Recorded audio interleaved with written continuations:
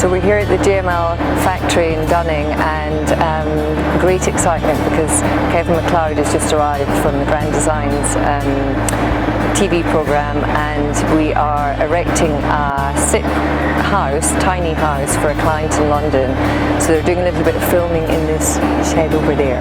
So we're looking forward to seeing what's going on and to meeting the main man himself.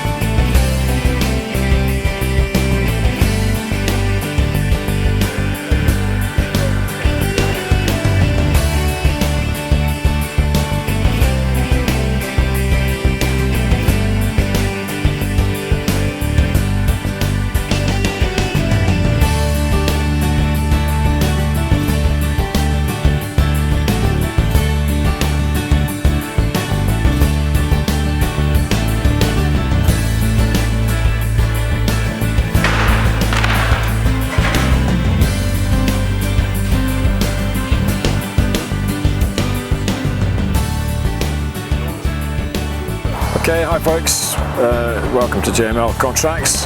It's been a very exciting day for us here. We have had the Grand Designs team with Kevin MacLeod down to our factory, our SIPS factory, to have a look at a house that we're doing for a client from London.